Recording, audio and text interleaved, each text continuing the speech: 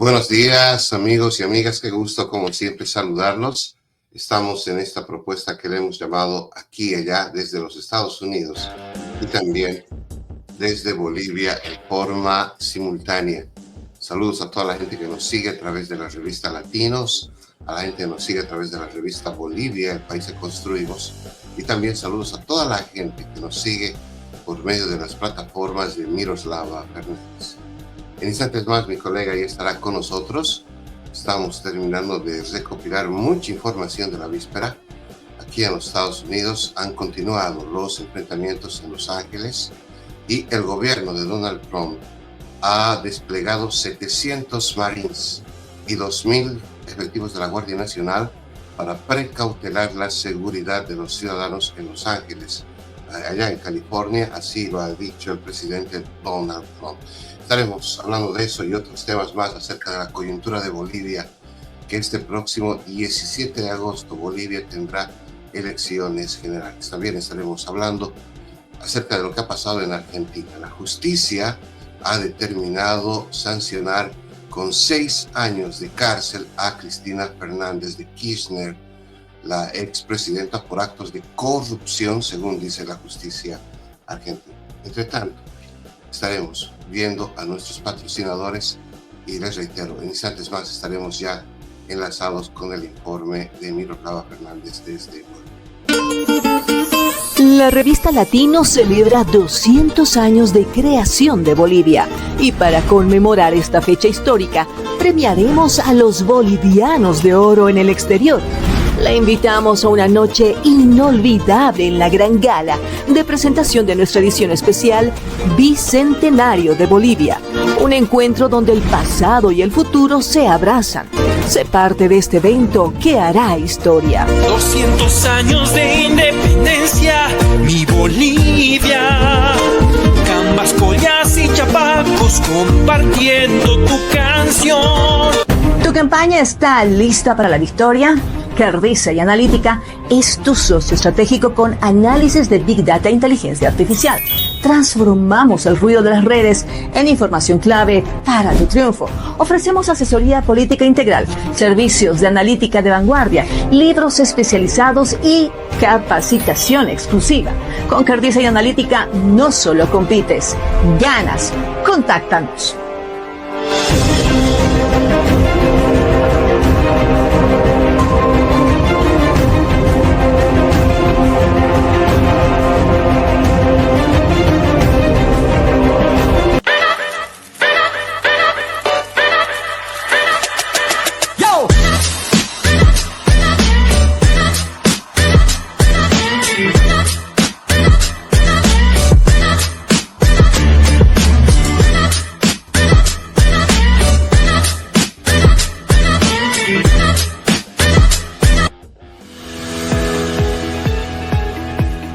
Latinos, el país que construimos, busca destacar lo mejor de la comunidad hispana en Estados Unidos y el mundo. Todos los días te informamos por nuestra red multimedia y no te olvides buscar nuestra edición impresa de forma gratuita todos los meses.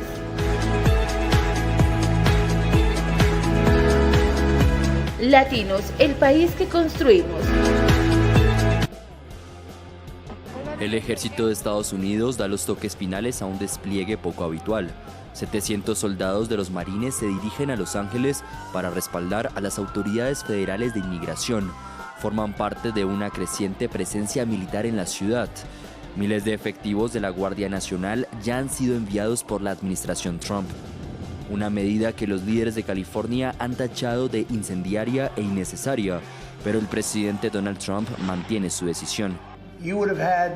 Habrían tenido una situación horrible si no los hubiera enviado. Horrible. Estarían informando de mucha muerte y mucha destrucción que no va a tener lugar. Creo que si se fijan, cada noche se redujo. Se encontraron con una fuerza muy fuerte.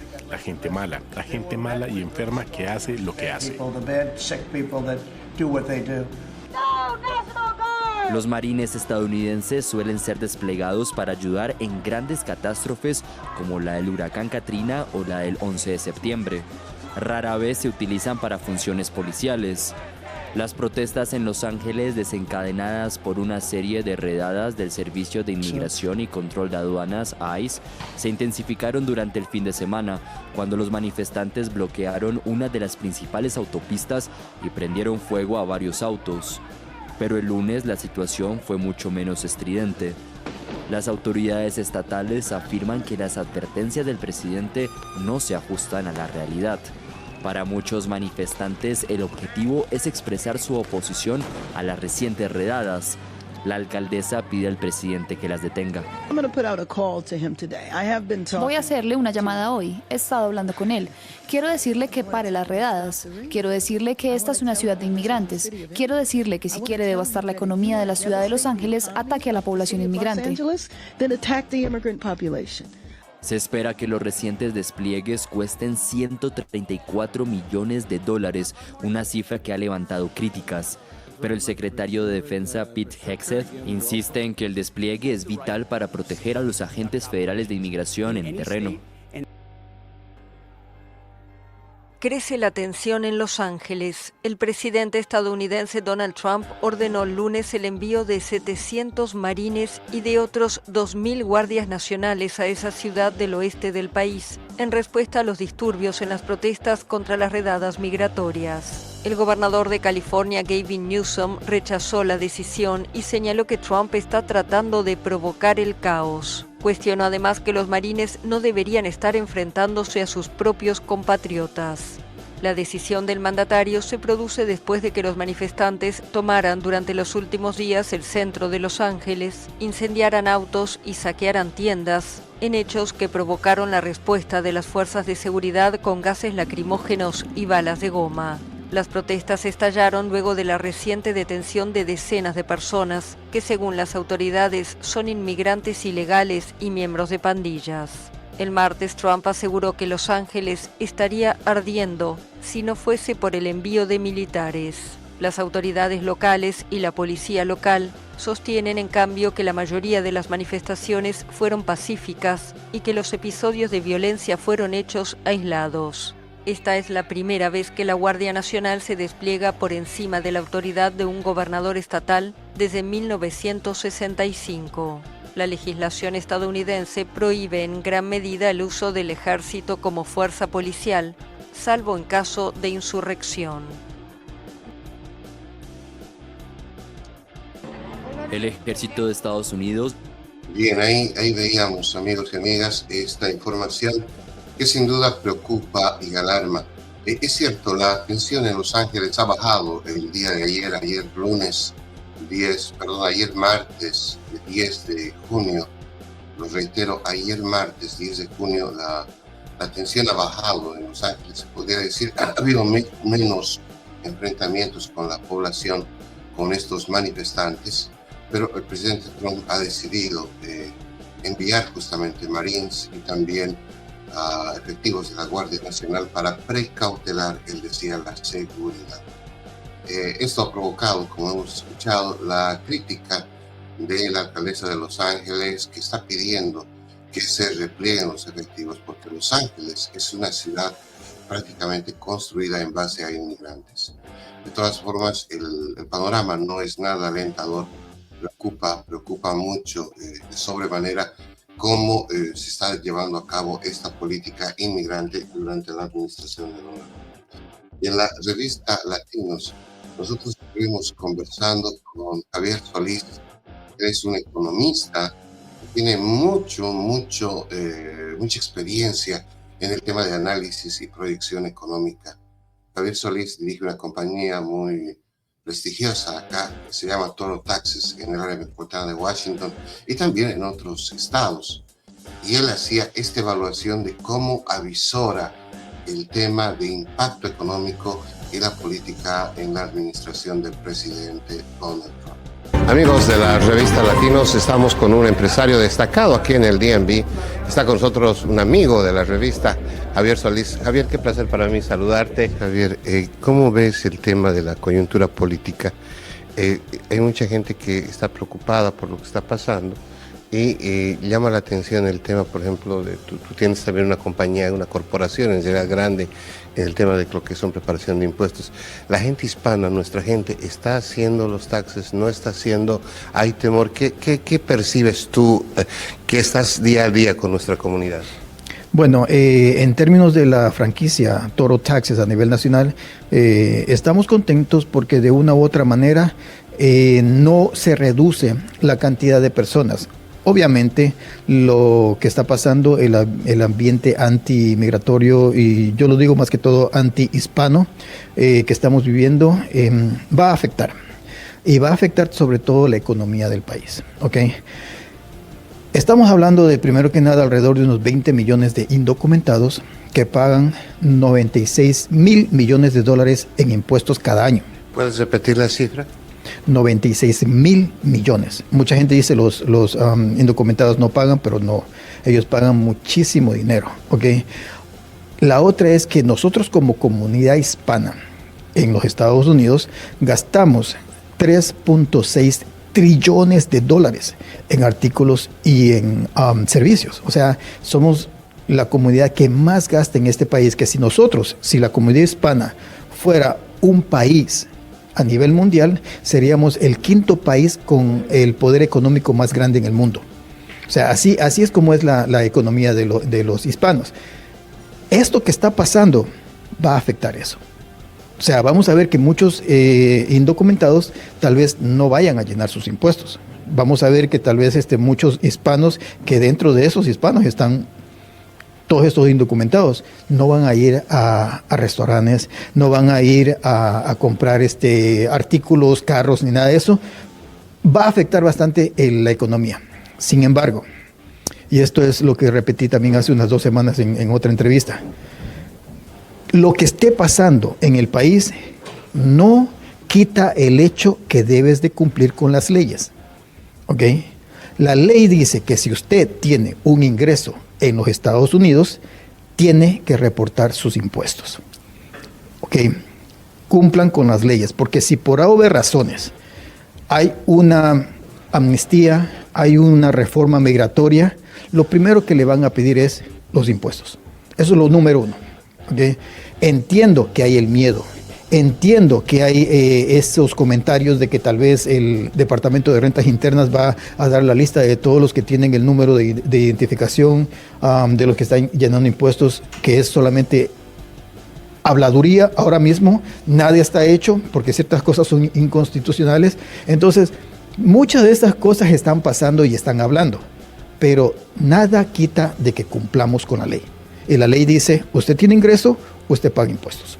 Se habla incluso, obviamente todavía no está esto oficialmente, estamos a 27 de marzo, es bueno decir la fecha, por el tema de que no sabemos cuándo van a ver el video la gente, pero se habla incluso de que el Tax ID va a perder esa condición, va a haber reformas y que ICE justamente ingresaría a los registros del IRS. Tú hablas de violar justamente el secreto que establece en el IRS, pero de todas formas ya este malestar, pues sin duda que incomoda, Javier. 100%, y yo entiendo a mi comunidad, créanme que yo tengo muchos principios conservativos, no comparto con muchas de las cosas que está pasando con la administración actual, sin embargo, hay que cumplir la ley, ¿ok? Todo lo que está pasando nos molesta. Como hispano me duele ver que hispanos que son residentes legales están siendo deportados. Okay. Entonces tiene que haber de una u otra manera, y ya está pasando, que está entrando ciertos jueces y muchas de estas quejas que están siendo a nivel legal van a ir a la Corte Suprema. Okay. Y Dios mediante esperemos que hagan respetar la Constitución de los Estados Unidos con muchas de estas órdenes ejecutivas que violan directamente lo que es la historia, lo que es realmente el corazón de los Estados Unidos.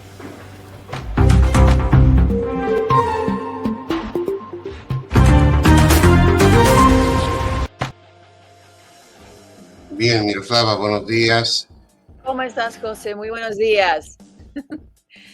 Bueno, he escuchado esto y he quedado un poco impresionada en el sentido de que, bueno, yo cuando estuve allá en Estados Unidos, obviamente me encontré con muchos colegas, con muchas personas que están residiendo, bolivianos allá, y me comentaban, ¿no? O sea, en ese sentido, para tener un poco de contexto, en el sentido migratorio, ¿cómo hacen las personas para poder trabajar sin papeles en Estados Unidos?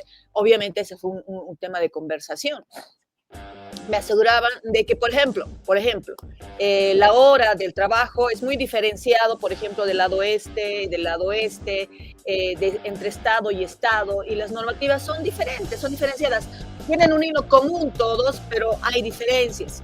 Y aparte de eso, en el tema, por ejemplo, del security, hay trabajos, por ejemplo, más hacia el norte, donde sí o sí te piden el security para poder trabajar, y hacia el lado del sur no eran tan taxativos, ¿no? O sea, podían utilizar el tema de los impuestos. Si tú pagas impuestos, me decían, obviamente estás aportando a los impuestos de Estados Unidos y te da una opción, una chance de encontrar un espacio laboral. Entonces, no sé si estoy bien o no estoy bien, pero entiendo entonces que se está cortando incluso esa pequeña lucecita, esa pequeña opción que tenían muchas personas para poder migrar a Estados Unidos. Sí, definitivamente es muy acertado lo que tú dices. Varían las normas, las leyes de un estado a otro. El Tax ID, que es el número de identificación tributaria, el tax aquí en los Estados Unidos se lo conoce como impuestos, es la traducción más cercana al español. El Tax ID es el número, los reitero, de identificación tributaria. Lo que ha pasado en este último tiempo es de que muchas personas, al llegar a los Estados Unidos y al recibir cualquier tipo de ingresos, han empezado a declarar impuestos. Y con este Tax ID, muchas personas también pueden abrir compañías en los Estados Unidos. Ahora, la IRS, que es la agencia que ve el tema de los impuestos a nivel nacional, es una agencia que durante mucho tiempo pues se ha mantenido, se podría decir, al margen de lo que es la administración de cualquier partido político. Lo que ha pasado en las últimas semanas es que la IRS ha suscrito un convenio con ICE, con la Agencia de Inmigración y Aduana de los Estados Unidos, donde la IRS se compromete a dar información de aquellas personas que tienen casos de corte, que tienen solicitud de deportación, para que ICE pueda dar información, no reitero, pueda recibir ICE información, no reitero, de la IRS. En ese contexto es que pues ahora se dice, pues, ¿qué va a pasar?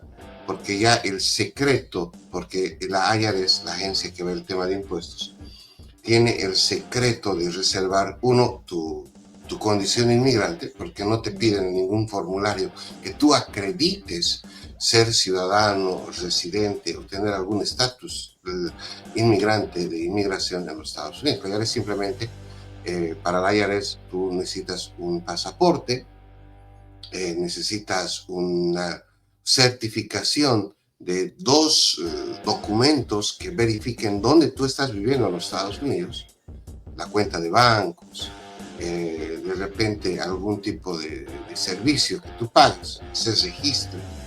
Y esos son elementos suficientes para que la IRS te asigne un número de identificación tributaria y tú ya empieces a pagar impuestos aquí en los Estados Unidos, claro.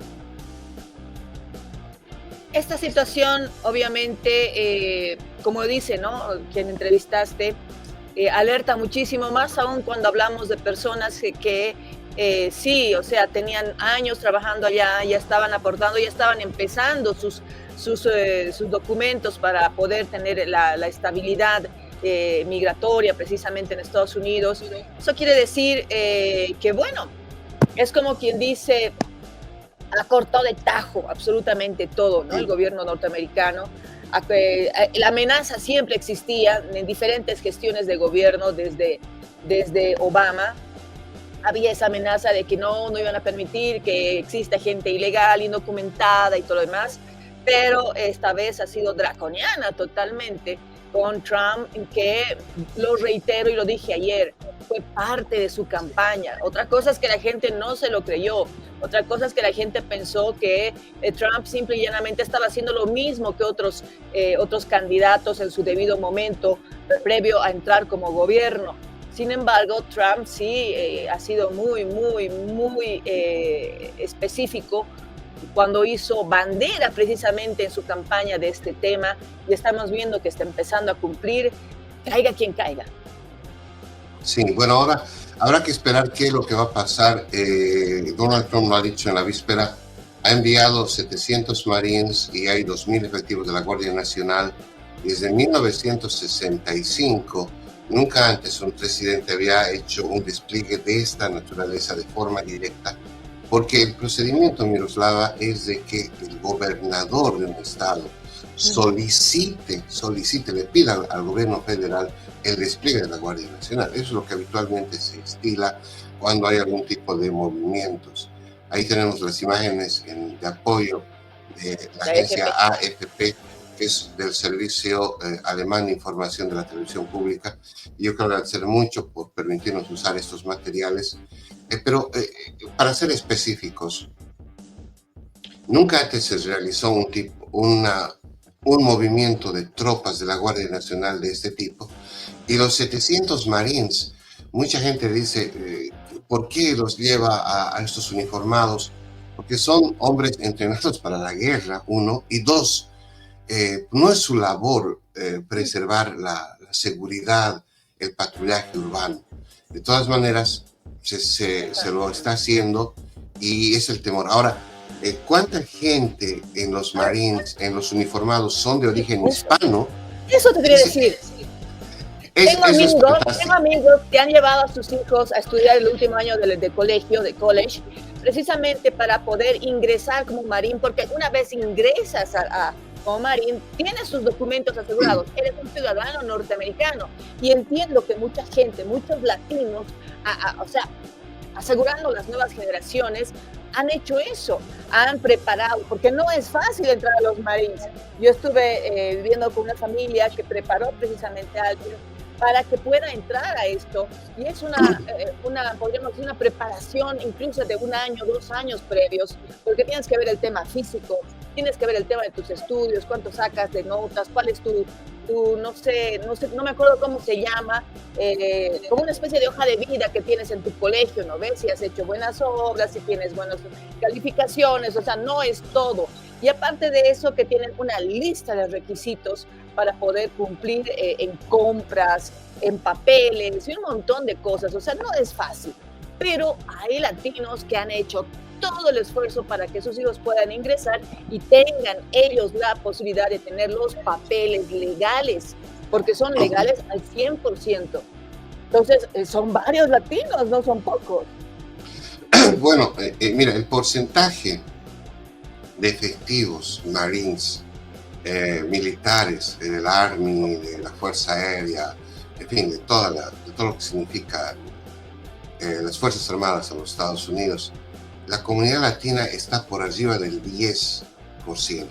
Hay mucha gente de la comunidad latina en los uniformados, es decir, hijos de inmigrantes, hijos de hispanos, de latinos que son parte de las Fuerzas Armadas de los Estados Unidos. Ahora, hay que ser muy específico. ¿Qué es lo que pasa generalmente?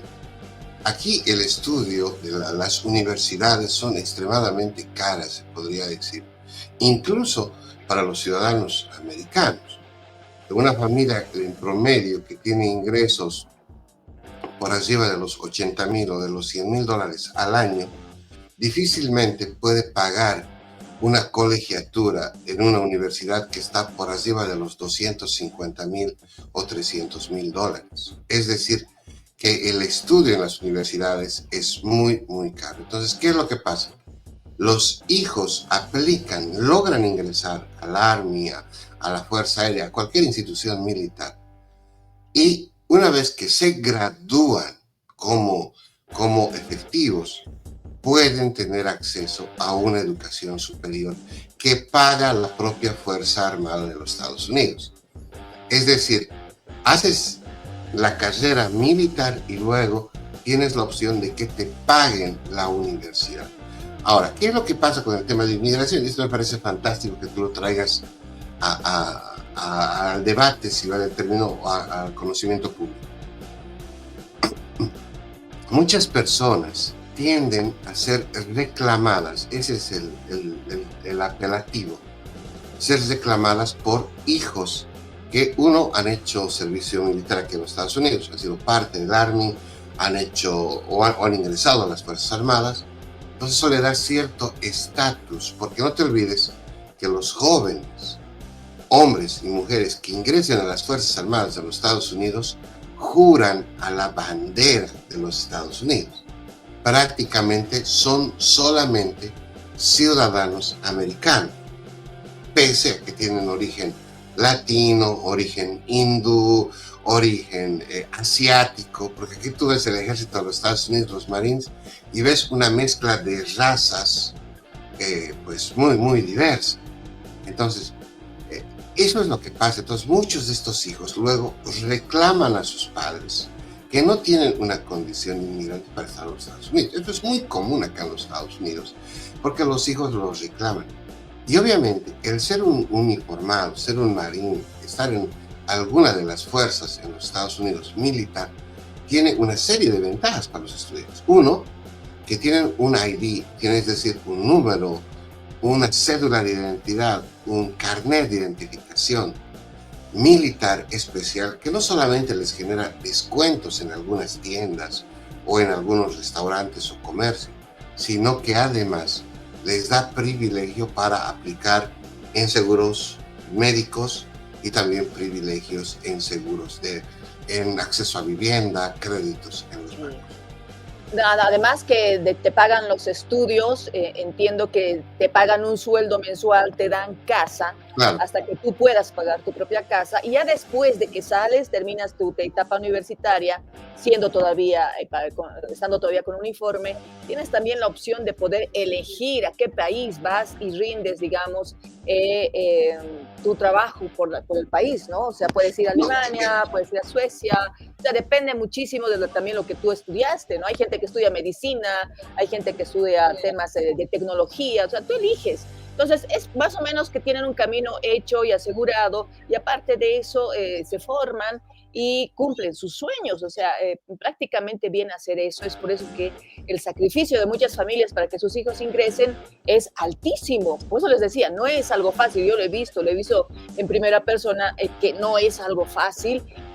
Requiere muchísimo una preparación previa, no de meses después de la convocatoria, sino de años previos para poder encontrar la posibilidad de que sean elegidos en una cantidad inmensa de postulantes, porque no son pocos, postulan muchísima gente y de esos eligen a los mejores. Sí, pero te cuento de que acá en el DMV, no sé cómo será en los otros estados, pero aquí, por ejemplo, hay muchas opciones de reclutamiento en los malls, es constante las campañas, invitando a los jóvenes para que se enlisten, sean parte de las Fuerzas Armadas. Bueno, ojalá que no pase a mayores, ojalá que estas imágenes que estamos viendo, cortesía ahora de la televisión francesa, mira, son imágenes impresionantes. O sea, esto no es habitual en los Estados Unidos. Mira el despliegue. Así llegaban los miembros de la Guardia Nacional a Los Ángeles. Ahí están esos dispositivos verdes, son lanzagases. No me digas. Y también, estas armas no son letales. Están usando balines de goma para dispersar a la gente. Bueno, Miroslava, te propongo que cambiemos de tema. En las últimas horas, la presidenta de Argentina, la expresidenta Cristina Fernández de Kirchner. Sí, vi la transmisión, José, me impresionó ayer en la tarde. O sea, era como una situación que se veía venir, pero nunca llegaba. Bueno, pero antes te cuento que nos están escribiendo los amigos, como siempre, nuestra amiga Vivian. Bueno, ahí dijeron, ¿tú quieres leerlo lo que dice nuestra amiga Vivian? Exactamente, José Antonio. Mis hijos son americanos y bolivianos porque nacieron aquí con padres bolivianos. Muchos beneficios, pero sí un gran sacrificio. Es así. Claro. Lo está diciendo una mamá. Claro, y es una inversión fuerte de dinero. porque por eso te decía, hay unos requisitos tremendos que te piden para poder ingresar y todo ese sacrificio lo hacen los padres, ¿no? Entonces es un sacrificio, es como una especie de inversión para ellos. Están invirtiendo en el futuro de sus hijos. O sea, ¿vale la pena? Sí, vale la pena. Pero por eso te decía, no todos entran los mejores y para eso te tienes que preparar. Claro, implican las notas de los chicos, desde la escuela, no, son una serie de condiciones, y lo dice una mamá, Vivian, lo dice una mamá, no es tan simple, y bueno, los papás acá realmente sacan horas de donde no hay para tratar de darles calidad de vida a los chicos, y bueno, pues es parte de la realidad también de las familias inmigrantes. Y aprovechar esto, ¿no? Realmente que Dios bendiga muchísimo a todas esas familias, a todos los padres, madres que han hecho ese sacrificio, a todos esos hijos que están viviendo esta situación de tener que enfrentarse, por ejemplo, a personas de sus países.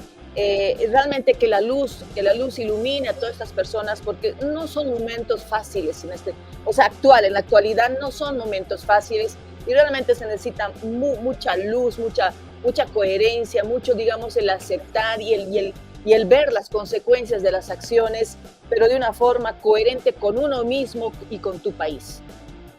Definitivamente. Tienes toda la razón, Miroslava. Yo me sumo a tus palabras, que no existen enfrentamientos. Es lo que decían ayer.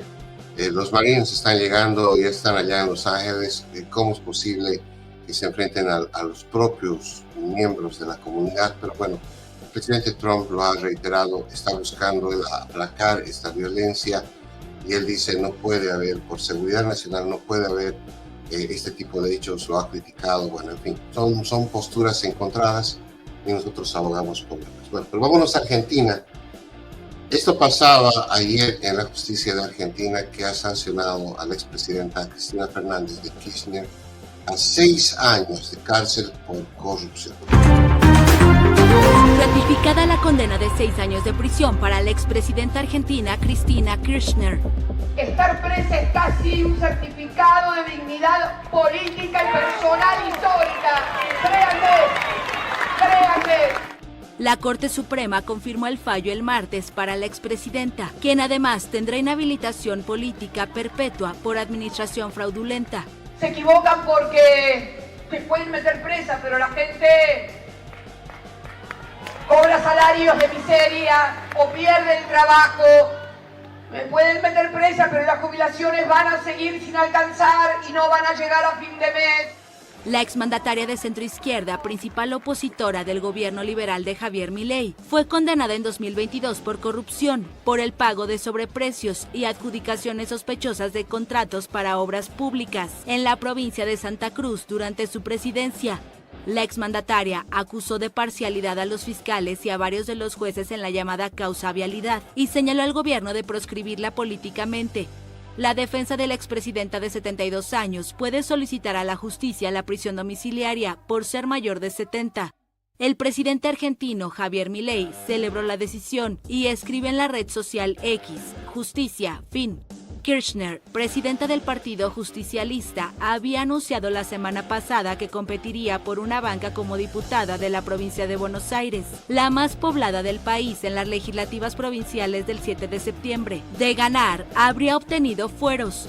La decisión de la Corte la excluye ahora de todo cargo electivo y obliga a la oposición a replantear su estrategia electoral de cara a las legislativas nacionales de medio término que se realizarán en octubre.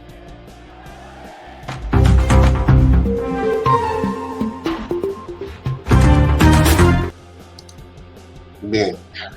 Te digo, o sea, había una Argentina dividida el día de ayer en las transmisiones, se escuchaba sobre todo las palabras de Cristina Kirchner referente a esta situación. Tiene más de 70 años, es muy probable, de acuerdo a la normativa en Argentina, de que ella no ingrese a la cárcel precisamente por su edad, sino haga una detención domiciliaria.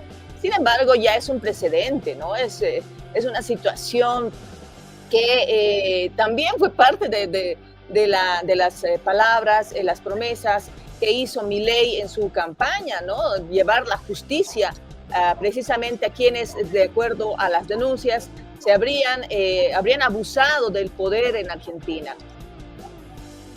El tema de fondo es que ahora se intensifica la crisis y la polarización, porque el peronismo y todo lo que representa la estirpe de los Kirchner es una fuerza que todavía está vigente y que tiene nivel de movilización.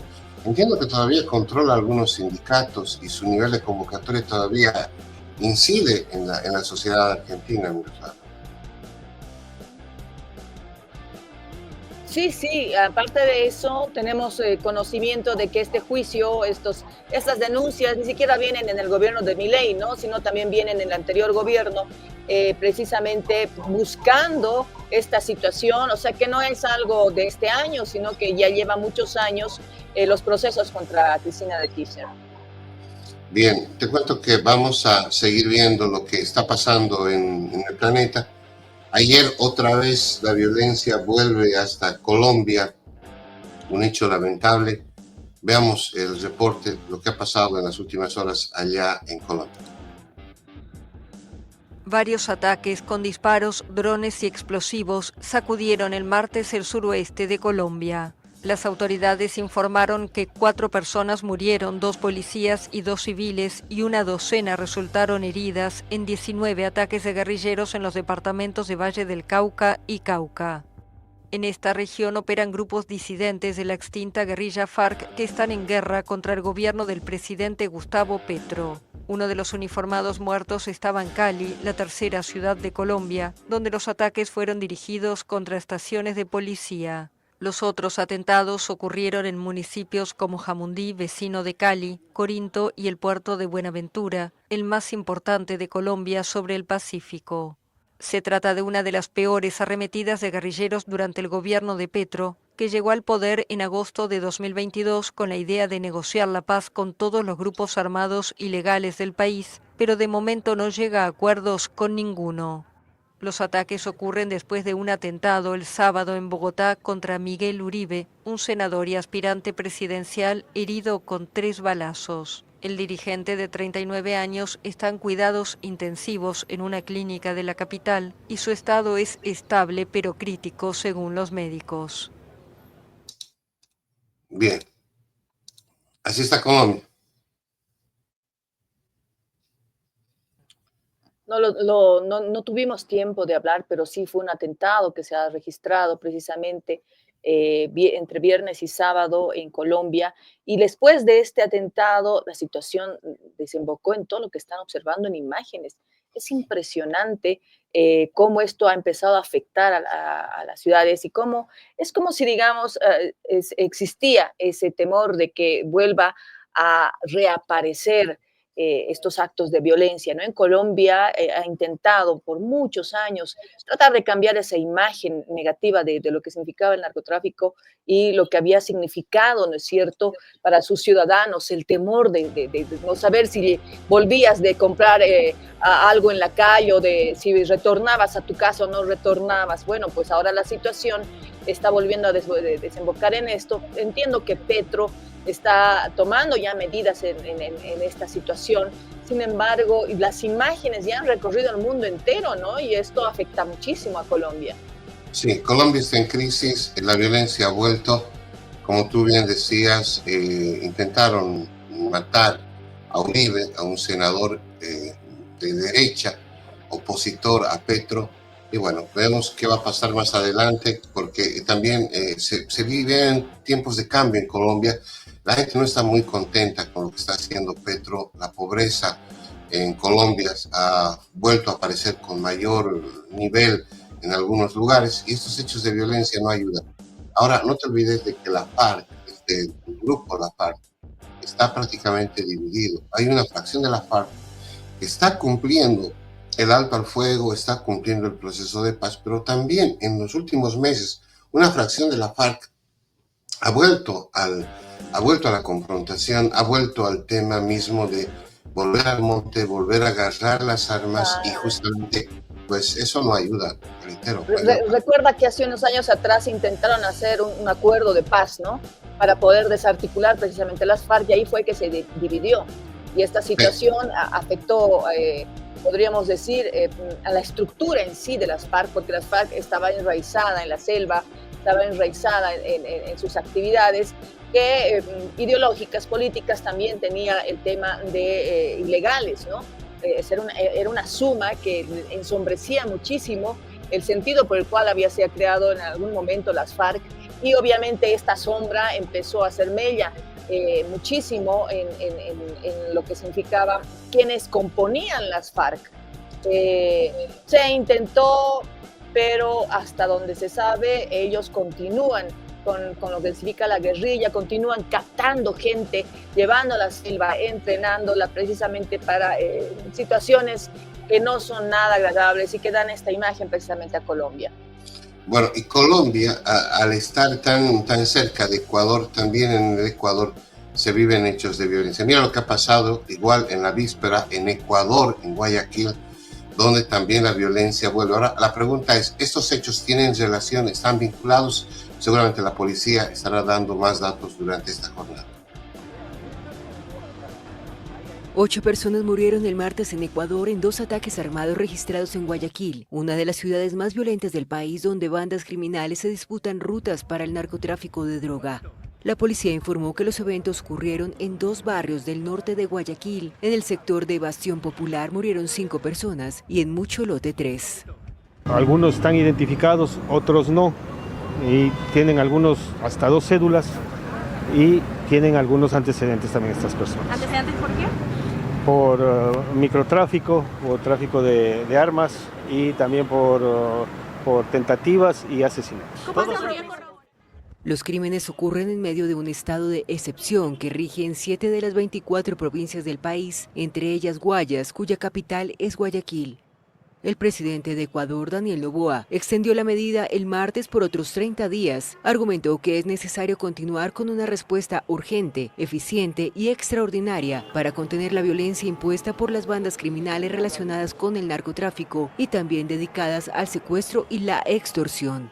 Entre enero y abril, Ecuador registró 3.084 homicidios según cifras oficiales. Expertos consideran que este es el inicio de año más violento que ha vivido el país, con un asesinato por hora.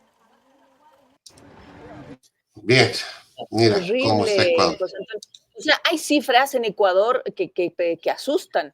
Hablan de un asesinato por hora, hablan de grupos de delincuencia organizada, que ellos ya los denominan la GDO, que reclutan niños y adolescentes que reciben un pago por cumplir actividades y delitos, ¿no? Que eso ha ido de alguna forma alertando muchísimo, ni siquiera a las autoridades locales, sino internacionales, que utilizan a niños y adolescentes para actos delictivos. La GDO, vuelvo a decirlo, es el grupo de delincuencia organizada o grupos de delincuencia organizada, precisamente ha ocasionado que áreas como Guayaquil, porque yo tengo amigos en Guayaquil que me decían precisamente, no tienes idea, o sea, salir en la noche es un riesgo, hay que saber a qué zonas salir, hay zonas que son demasiado riesgosas en Guayaquil, y Guayas también viene a ser así, pese a que la gran parte de la población, como tú observas, vive asustada, preocupada, pero vive un cacho al margen para evitar precisamente que eso les salpique. Entonces sí, yo he podido contactar a gente que vive en Ecuador que me hablaba de este tipo de preocupación, incluso desde pandemia. No sé si recuerdas que te hablé que había precisamente estos grupos de delincuencia que, como no podían traer la droga y no podían distribuir en las calles, o no podían venderla, no podían de alguna forma traficarla, hicieron este trabajo con los medicamentos, o sea, hicieron dinero con el sufrimiento de la gente, porque ellos traían los medicamentos mediante el tráfico ilegal y ahí los vendían a precios exorbitantes dentro del Ecuador. Entonces es una situación que por ese motivo Noboa logró no solo una, sino la segunda gestión para poder ser presidente, en base precisamente a una promesa. O sea, son promesas electorales, mira, en estos dos temas que estamos viendo, en los cuales ellos aseguraron que iban a erradicar la delincuencia. Y esta viene a ser, en todo caso, la respuesta a estas medidas que ellos están planteando para poder dar de vuelta de página y mostrar un Ecuador diferente. Mira, el tema de Ecuador tiene 2 variables, ¿no? El componente político, que va de la mano de esta violencia, como es el crimen organizado. Ecuador es parte del circuito del narcotráfico, hay que decirlo claramente. Es una ruta parte y vincula varios países. Ecuador está en ese momento tan difícil y las Fuerzas Armadas del país buscan frenar esa violencia. Por eso es que Noboa ha tenido gran aceptación, porque el concepto que él plantea es justamente promover paz, promover una lucha contra el crimen organizado, que la gente pueda caminar tranquilamente y no esté... Mira la zozobra de la población cuando ves ahí gente en la calle que ha perdido la vida, ves uniformados, tienes que estar preocupándote si tu hijo o tu hija va a llegar a casa en vez de estar haciendo otras actividades. Imagínate la zozobra de esta pobre gente. Pero bueno, en fin, el tema es de que Noboa para muchos es el Bukele ecuatoriano. Quieren replicar el sistema de Nayib Bukele, el presidente de El Salvador, en el Ecuador, poner un sistema de seguridad de esta característica, pero bueno, en fin, no sé hasta qué punto se puede asemejar la visión ecuatoriana con lo que ha hecho El Salvador, pero mucha gente aquí lo aplaude a Nayib Bukele porque le ha dado paz al Salvador, y bueno, al fin de cuentas lo que importa es eso. La mala salvatrucha era definitivamente hablar del diablo en muchos países, no solamente en su país. Entonces, Bukele ha logrado lo que no logró otras gestiones de gobierno. A eso, bueno, hago hincapié en el sentido ese, ¿no? Los países latinoamericanos sufren, tienen sus propios sufrimientos, tienen sus propios conflictos, sus propios, podremos decir, sentidos de dolencia interna. Pero en sí, lo que estamos viendo y la fórmula que ha funcionado hasta el día de hoy, como en Ecuador, como en Salvador, como un cacho en Argentina, viene a ser el hecho no de que yo sea para copy-paste en otros países y yo soy Milei o yo soy Bukele, no. Se trata de que el candidato tenga todo el carácter, todo, podríamos decir, ese sentido de pertenencia y de saber que va a cumplir lo que promete y no prometer solamente por prometer.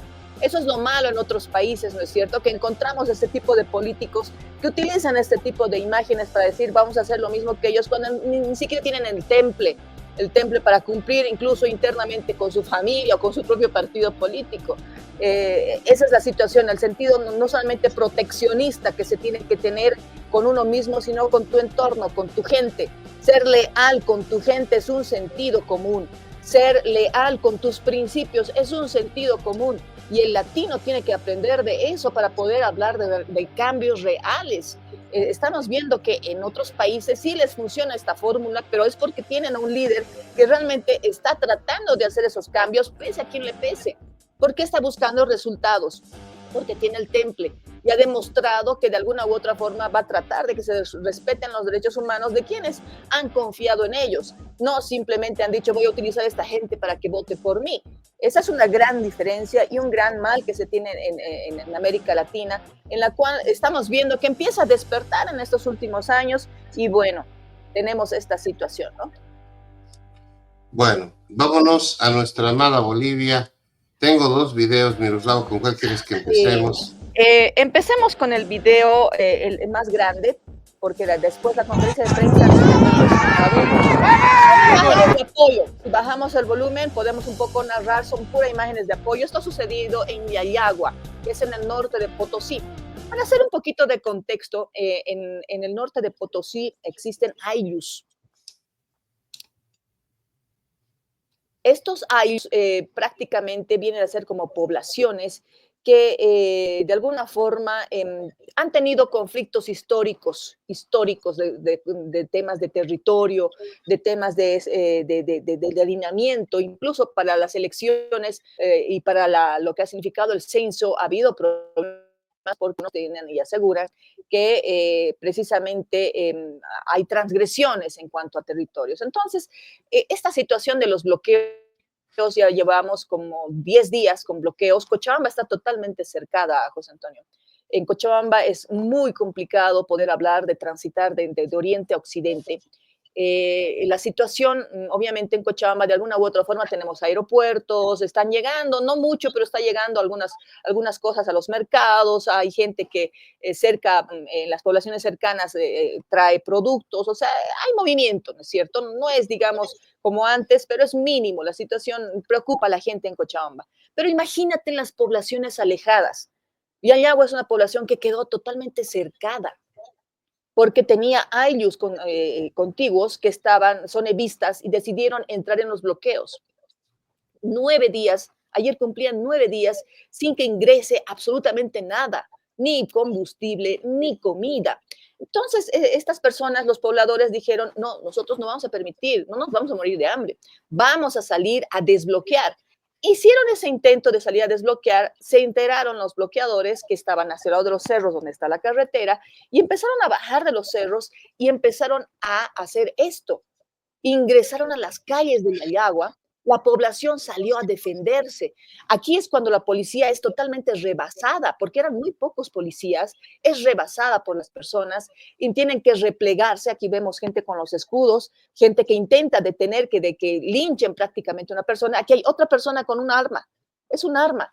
Empezaron a disparar, usaron dinamita dentro de la población. Esa es la FELCB, la Fuerza Especial de Lucha contra la Violencia, que es de la policía. Saquearon las instituciones, hay la Universidad de siglo XX incluso allá, los universitarios salieron a defenderse, hay gente herida, se hablaba incluso de una persona que había fallecido, vivieron momentos de terror en Yayagua, justamente ayer en horas de la mañana. Esto pasó en horas de la mañana.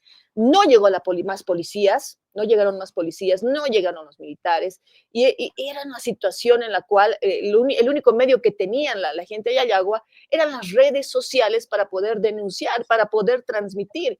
Y de esta forma, obviamente, todos los medios empezaron a hacer eco de una situación preocupante para poblaciones que han quedado al medio y que están prácticamente siendo olvidadas.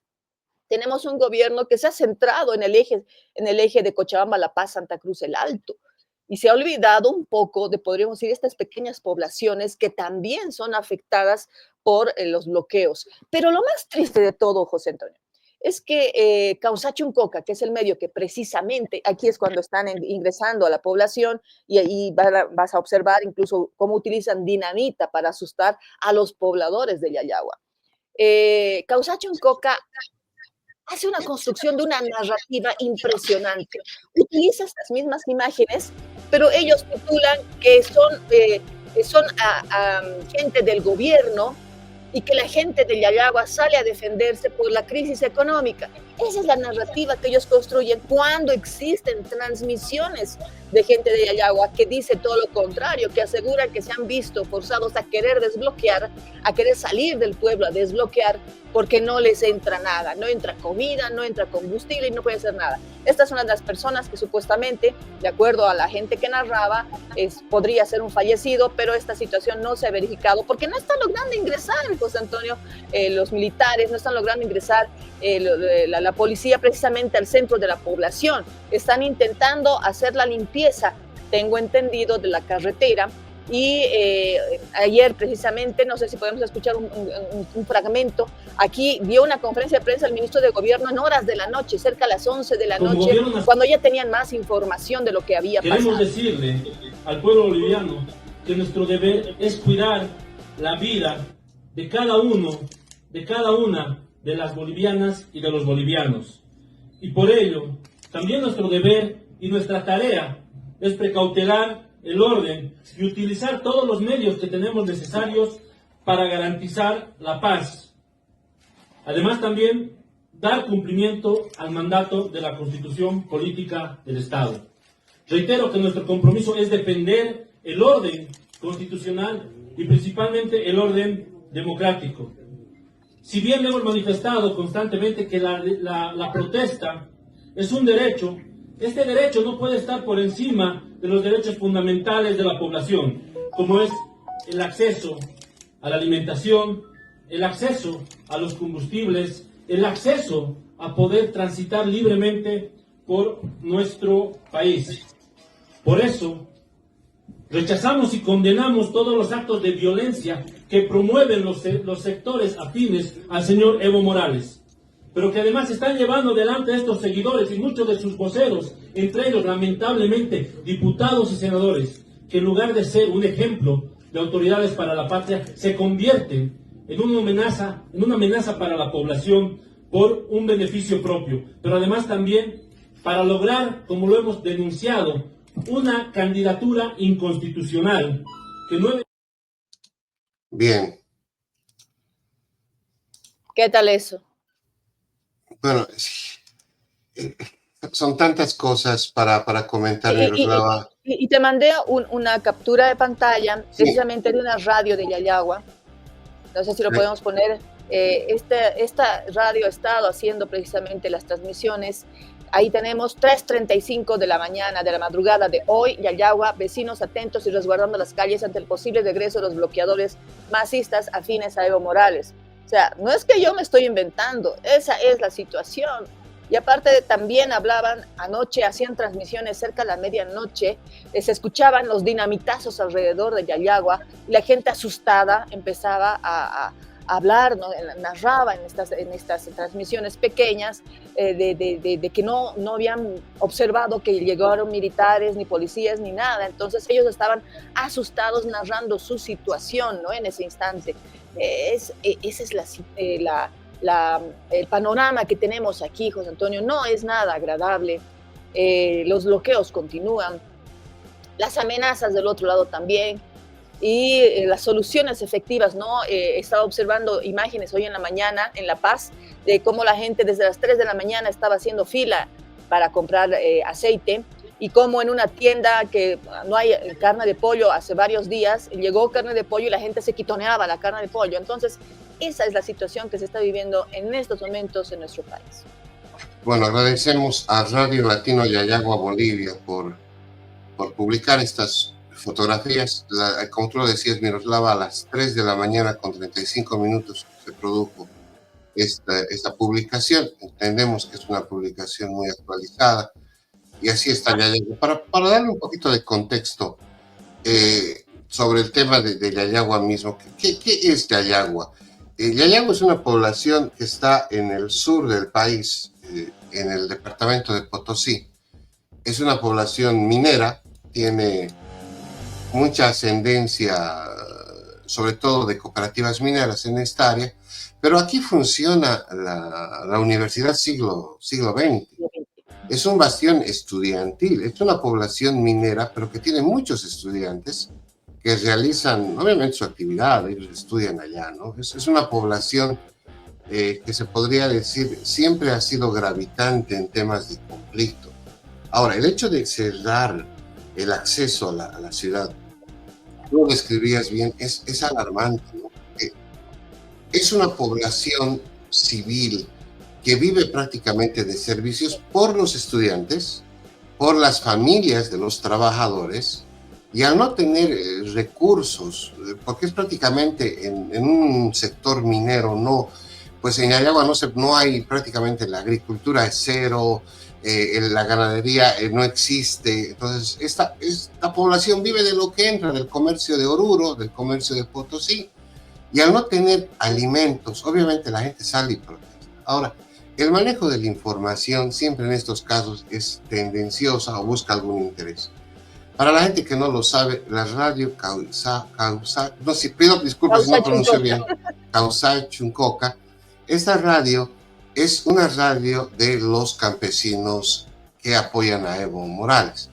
Es una radio que fue bandera de la campaña de Evo Morales en todos sus gobiernos y que en su momento también recibió el apoyo estatal y tiene la infraestructura para funcionar de esa manera. Ahora, ¿qué dice la radio de Evo Morales? Hay que ser claro, ¿no? Trata de orientar y decir, pues no, o sea, lo que están haciendo la población es pedir que hagan elecciones justas, está pidiendo que Evo sea candidato, en fin. Es una manipulación de la información, Miroslava. Es eso mismo. Claro, escuchemos un poco el audio, te invito a que veamos cómo está el video. Vamos a escuchar.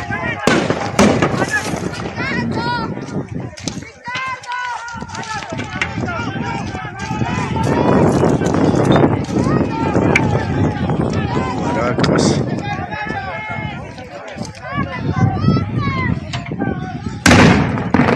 Otra dinamita cercano que hacen reventar, realmente son muy peligrosos. Vamos a tener que retirarnos contra cualquier accidente.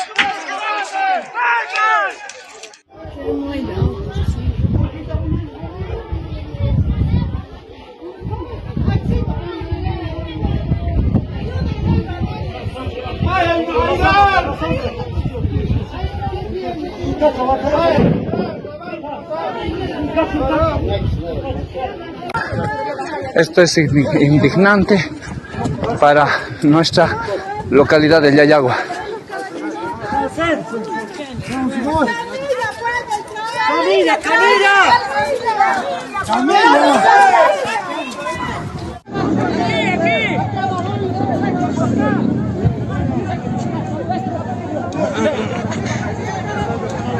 ¿La han agarrado a alguien? ¿La han agarrado?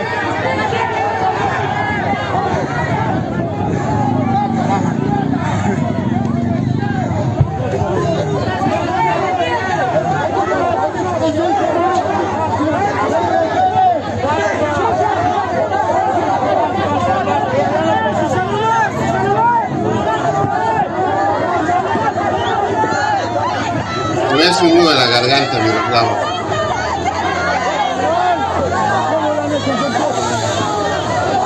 Me están queriendo pegar, ¿no?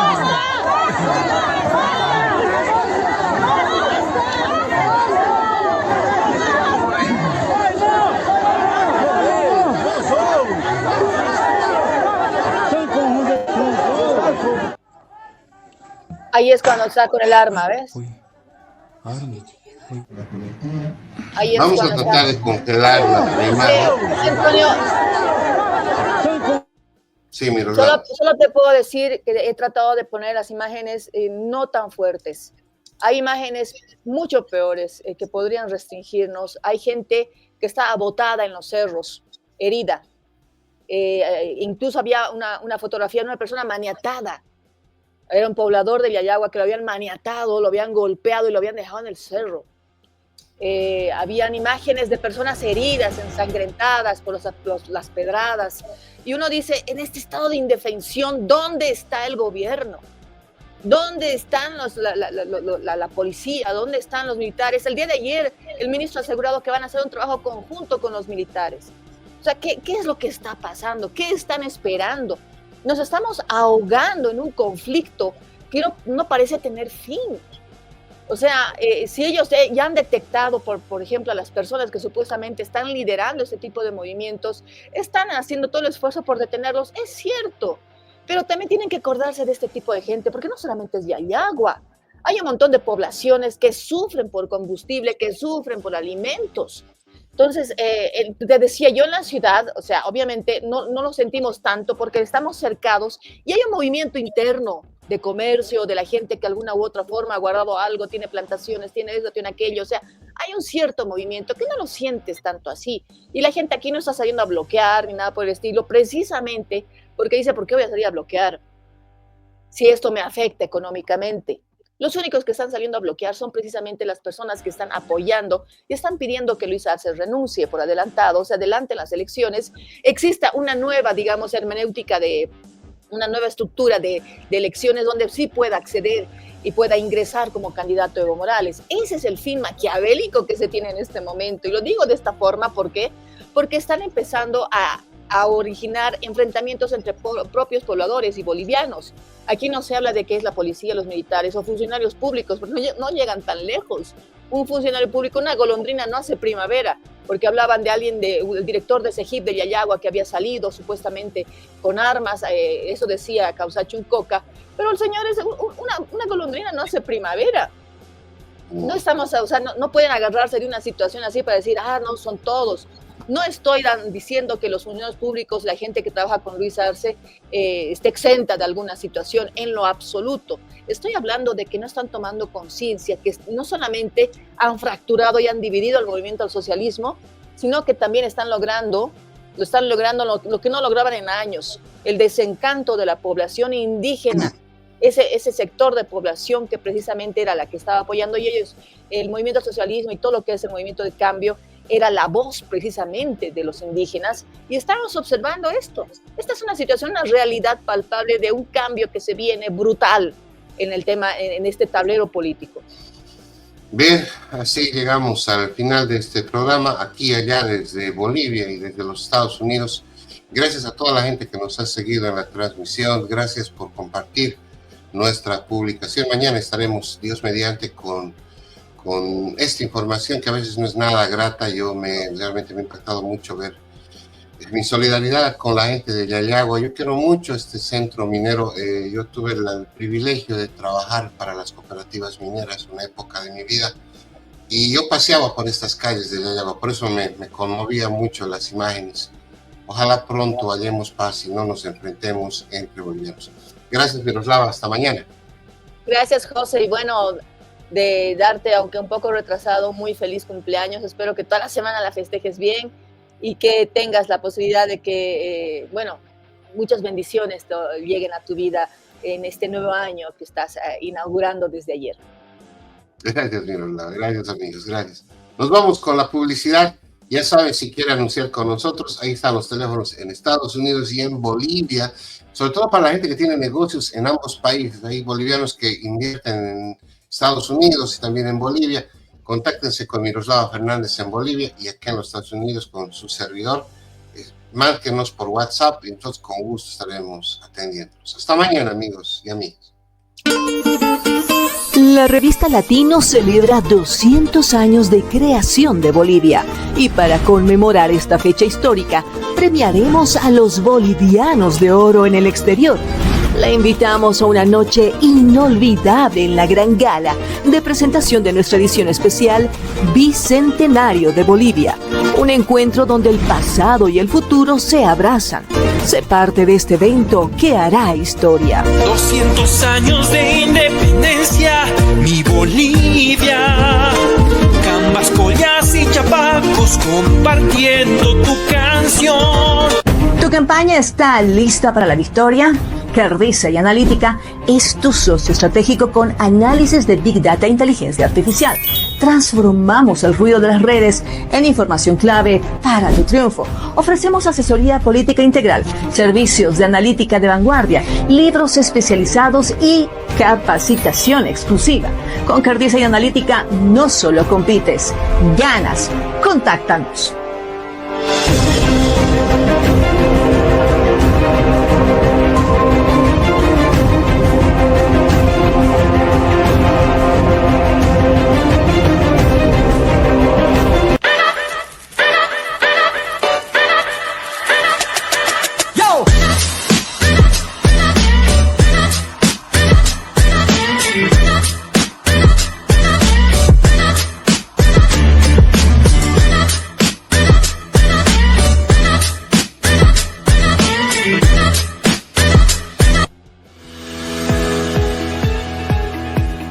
Latinos, el país que construimos, busca destacar lo mejor de la comunidad hispana en Estados Unidos y el mundo. Todos los días te informamos por nuestra red multimedia. Y no te olvides buscar nuestra edición impresa de forma gratuita todos los meses.